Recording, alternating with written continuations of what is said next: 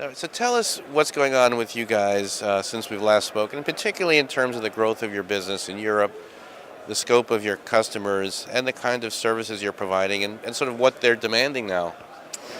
Yeah, so I mean, I think we spoke to you earlier this year about the entire Carbon launch, and yeah, the traction since then has just been amazing. So we're pretty much overwhelmed with demand for the product. We're busy as hell. Sorry, excuse the French. To integrate the technology everywhere. We've signed we're working with more than 10 different national broadcasters in Europe now. We have, we're working with premium media businesses in more than 25 markets. So it's busy days for us. And obviously, what seems to be getting a lot of traction is the fact that we can completely just hide the complexity of the multi-platform world. So we can really make the business scale, if you like, for the publishers. So we're the primary ad server. We're involved in actually serving the ads to the end users, regardless of if it's sold directly by the in-house sales team or if it's coming from an agency or a network, which might happen sometimes. So what we're doing is that it's our platform they're working with to schedule all the campaigns and get the availability figures so they can know what to sell, etc.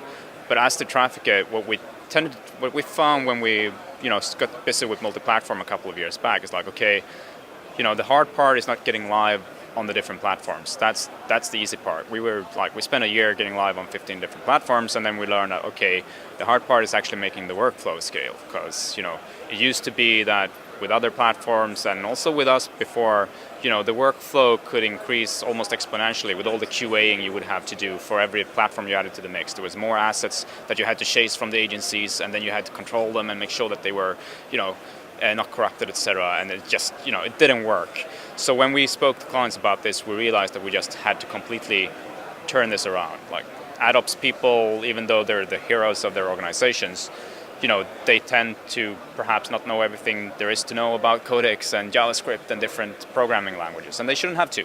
So what we did was basically to build this into the platform as a native dimension, and the platform nowadays can tell, which platforms you're targeting with the campaign, pre-transcode and create all those permutations of the video file that you're going to need to cater those campaigns. And then on the fly, when the incoming ad call is coming, you just select the right assets. So for all the ad ops people and the sales people and the ad people care, they're serving that video file to the different platforms. So they don't even have to know that there's different permutations of that video file. So I think that, the bulk of the people in the EU still use the cookies because nobody has quite figured out how to basically adopt the legislation. And to be honest, it's going to be very, very hard to enforce it. Still, like if you look into the text of the law, it's like you actually, as a service provider, you have to ask explicitly get opt-in from your users, and it would be like in that, like if you depending on how you interpret it, that would mean that our clients, for instance, or any client using any third-party vendor technology that requires cookies, you could interpret the law as if we would have to ask on behalf of our clients on each side for opt-in, which would just, you can imagine the user experience. If you would go to a normal media site, you would get like 30 different opt-ins from 30 different companies, and that just wouldn't work. So we normally advise our clients you can ask on opt-in on our behalf, or you can choose to just use cookieless ad serving, because we're completely fine serving ads without cookies. We built the platform that way. We started that project way ahead of the EU legislation becoming a threat to the business, simply because there's also platforms that we want to serve ads to that doesn't support cookies. So there's more reasons than just the legislation for why to stay away from cookies. But to be honest, nobody really knows quite where this will end up, and so far it hasn't really impacted anybody too much. But it's a weird situation where you don't know, it's law, right? So what should we do about it? Brightcove is one of our old friends, so they are very much catering to the content side of the publisher's business, and we're catering the ad side. We have been pushing clients to their direction for a couple of years, and they've been doing the same for us. And it's, primarily a strong partnership here in Europe for us. And yeah, Brightcove is one of our many partners in that space. We work also with other platforms as well, of course. So in terms of regions of the world, there's just an obvious answer to that there's a lot of, markets that hasn't really, become as mature as the US market or, parts of Europe is nowadays. So there's a lot of room for growth there, obviously. We're seeing very good traction in Asia, and that's very exciting for us.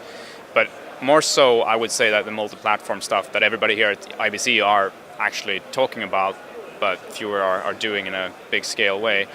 I mean, what's really happening there is that we still, I think in many ways connected TV is where mobile were 2005. We're all kind of waiting for, I mean, the hardware is there, the features is there, but the user experience doesn't quite work, and there's a lot of rights issues and stuff.